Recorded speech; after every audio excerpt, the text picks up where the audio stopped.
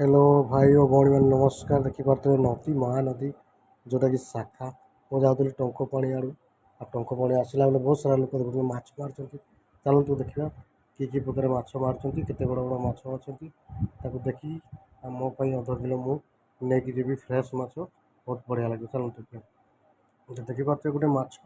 लगी तो देखा जाटा किले या 1.5 किलो हम बोली देखा जाल साहाଯ୍य बहुत परिश्रम पर टणा हो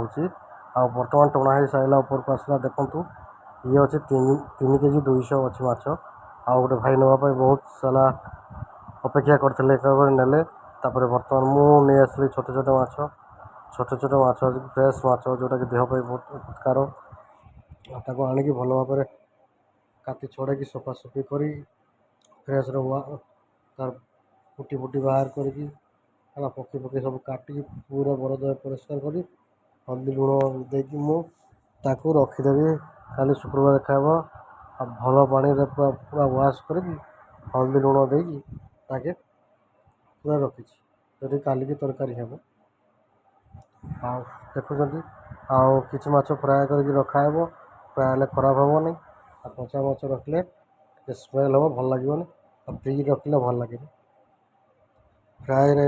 कर रखीदे तो बढ़िया लगे। चलते फ्राए करदे जहाँ अच्छी से फ्राए कर रखीदेला किसी खावाई करदे किसी तरकारी रखीदे देखते फ्राए हल्दी लुण लंका गुंड देकी हल्का फ्राए कराई बहुत सारा माछ अच्छा अध किलो 100 टଙ୍କା है